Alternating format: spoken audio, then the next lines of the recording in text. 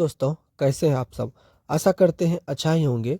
आज के इस वीडियो में हम बात करने वाले हैं कि अगर आपके गाय या भैंस हीट में आती है तो आपको उनको कितने देर बाद एआई करवा देना चाहिए कि कंसीव करने की जो है चांसेस बहुत ज़्यादा बढ़ जाती है।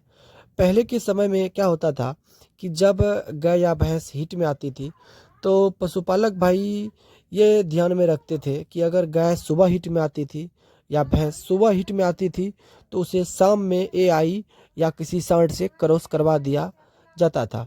उससे उनका कंसीव रहता था, कंसीव कर जाता था। लेकिन अभी के टाइम में जो प्रॉपर केस देखने के लिए मिल रहा है फील्ड में एआई वर्कर के साथ, उसमें सबसे बड़ी समस्या होती है कि कंसीव रेट। अगर आप कंसीव कराना चाहते हैं, कंसीव रेट को बढ़ाना चाहते हैं तो कम से कम आप 12 घंटे, अगर आप एआई करते हैं 12 घंटे से 12 घंटे के बाद एआई करते हैं तो अच्छा रहता है। कम से कम 12 घंटे के बाद ही एआई करना चाहिए। अगर पशुपालक भाई बहुत घबराते हैं तो आपको 12 घंटे बाद एआई करना चाहिए। अगर नहीं पशुपालक भाई समझ रहे हैं, सारी बात को अगर समझाते हैं तो 18 घंटे बाद करते हैं तो और अच्छा रिजल्ट आपको देखने के लिए मिलेगा। लेकिन एक स्थिति आकर के ये फंस जाती है कि अगर किसी पशुपालक भाई का गाय या भैंस हीट में आती है तो उनको आप एकाएक अगर बोल देते हैं कि भाई इनको 12 घंटे बाद हम एआई करेंगे या 18 घंटे बाद एआई करेंगे, तो वो उस समय भी घबरा जाते हैं। कहते हैं भाई कितनी मुसीबत से ये हीट में आई है, कितनी परेशानी के बाद हीट में आई है और फिर से आप टाइम को लेस कर दोगे तो वो कंसीव नहीं करेगी। वो प्रॉपर बात को समझते नहीं है और आप अगर इस तरह से बोल देते हैं तो उनसे 12 घंटे से पहले ही ले जा करके जो है सांड से क्रॉस करवा देते हैं, जिसके बाद कंसीव करने का चांसेस भी बहुत कम रहती है उस स्थिति में।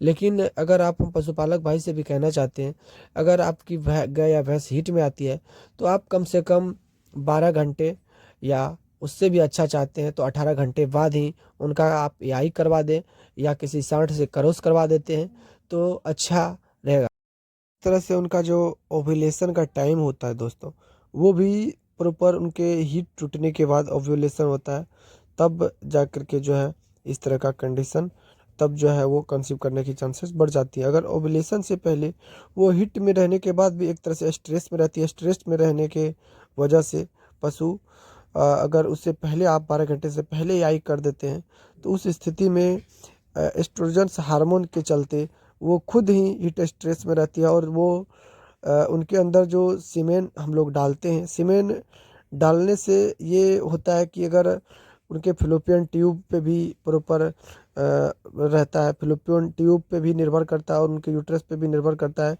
कि उसमें कोई इन्फेक्शन है या उसका क्या माहौल है, कब तक उसमें शुक्राणु जिंदा रहते हैं, उस स्थिति को देखा जाता है।